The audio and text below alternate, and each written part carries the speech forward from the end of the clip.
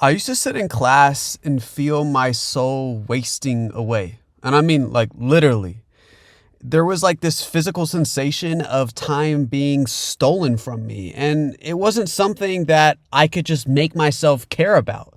And it was time that I would never get back. So I'd phone it in, I'd do the minimum, and everyone around me had a name for that: lazy. And then I'd leave class and I'd go train MMA, and I could go for hours. No alarm, no external motivation, nobody watching me and making sure that I did everything that I was supposed to do. I was just locked in, carrying the boats. Same person, just different energy. And at some point, I had to ask if I was actually lazy. Then how do I explain that? How do I explain the fact that I was putting in so much effort? So then I thought about it. And there's this philosopher, Mikhail Robert Kitzler, I can't even say his name, psychologist. So he spent his entire career studying the optimal human experience. And he had this concept called flow. And that's the state where you're so engaged in what you're doing that time disappears and you're not thinking about stopping. You're just thinking about starting and continuing forward with this activity. And we've all felt this. And his whole finding was that people in flow are not lazy. They're actually just operating at their highest capacity. The problem is that flow only happens when the challenge matches your actual abilities and the task connects to something that you genuinely care about, which means laziness, real laziness, the kind that you where you really can't make yourself move, is almost never about the person. It's more about the match between the person and the task. So if we put someone in flow, they'll work harder than any disciplined grinder, 9-to-5er, LinkedIner, go-getter motherfucker you've ever seen. But if you put them in the wrong position, then they'll look like the laziest person in the room. And I'm sure many of you have felt like the laziest person in the room. I know I have.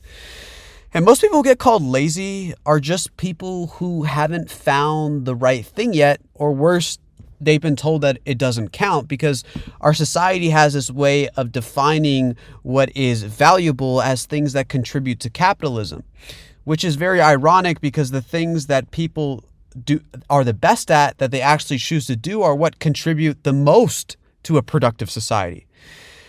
And most people don't know, fun fact, when slavery was abolished in America, not working became a crime, and it was called vagrancy laws and black code. So that was legislation specifically designed to criminalize idleness, that made it illegal not to be employed. And the enforcement of these laws funneled people directly into the convict system, which was just another way of having slavery.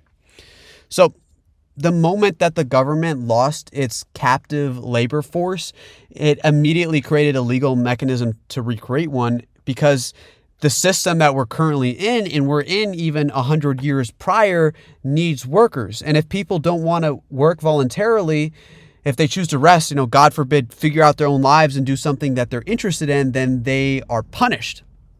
And that mentality hasn't gone away. And so now, instead of having laws criminalizing idleness, we have a culture that does the same with a job. So you're not arrested for not working. You're just called lazy. You're worthless. You're a bum. Oh, you live with your parents. Oh, what are you trying to do with your life? Oh. You're shamed into compliance and forced to sell your soul instead of creating something meaningful. And what people miss when they accept this lazy label is that the people calling you lazy generally have a specific interest in you believing it. Because let's start here. If you believe you're the problem and you internalize the idea that your inability to grind for someone else is a flaw, you never look up and ask who's actually benefiting from your work, from your labor. And I promise you, it's not your fault. You're not lazy. You're just asking the right questions. So what's good for the people at the top is not automatically good for you. And that's one of the greatest lies that the modern economy sells for us, that the productivity of the workforce benefits the people who own the workforce. And the most effective way to keep people productive is to convince them that their worth as human beings is tied to their output, which I think leads to a lot of young adults making super rash decisions about the jobs they accept because either their parents or society makes them feel lazy for living at home or taking some time off to figure it out. And also financially, if they're indebted to student loans, then they not just have the mental pressure, they have an economic incentive to jumpstart away from this idea of laziness. But you can see that it's not just a economic thought, but rather it's a predefined social position about where we define our self-worth as a society. And I like to distinguish between two concepts. So there's a version of discipline that comes from inside, that wakes you up early because you actually want to be somewhere, that keeps you going past a point of comfort because the thing that you're building actually matters to you. And that doesn't need external accountability because the motivation isn't external. And that's what I have with MMA. And that's what I have with making videos. Nobody is making me do any of these things. No one's making me speak to you. There's no grade. There's no performance review. There's no boss watching. And right now, there's no money. I wish there was money, but there's no money in it. And I just do it because not doing it feels worse. And it's as simple as that. And then there's this other kind, the discipline that we have all experienced, that you perform for other people. And it's a grind that you maintain because stopping would mean that you're admitting that you don't actually want to do what you said you wanted to do. And we see this so much with kids getting locked into majors that they never wanted to study, leading them to work for people that they never wanted to work for. And it's a privilege to point it out, but it is necessary for change to happen for us to criticize the way that things are. So one of these people produces real work and the other produces the appearance of it. And the system rewards the appearance because that's what keeps things going. So your first step to breaking out of this is accepting that you are not lazy. And maybe you're intelligent. Let's hope. I hope that I'm intelligent because intelligent people struggle with laziness disproportionately. And I like to think about that a lot because I think it's because intelligent people can see things faster.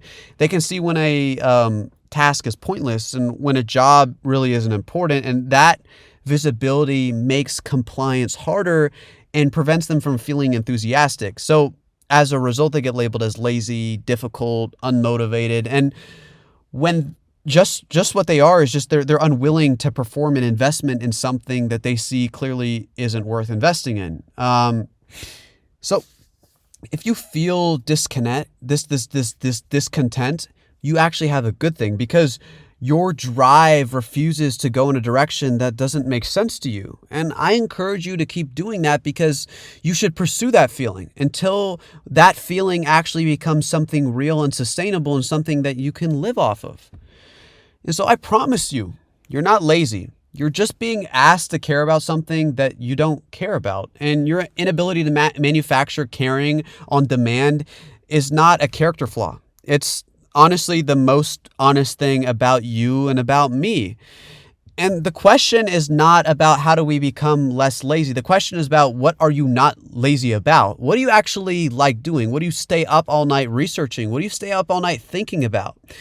And what's the thing that puts you in this state of flow without effort? We must find that and we must build around it. And we need to stop accepting this label of laziness from other people whose entire interest is keeping us pointed in the wrong direction. Because the system needs you to believe that you're the problem. And that's the whole trick. And the moment that you stop believing it, everything feels different. And I know it's a privilege to say and a privilege to point this out, but we have no other choice to fight for what we want. Because I promise you, this idea of laziness was just sold on the back of other people's dreams. Fuck that. What do you care about? What are your passions? What's your own experience with laziness? Let me know in the comments.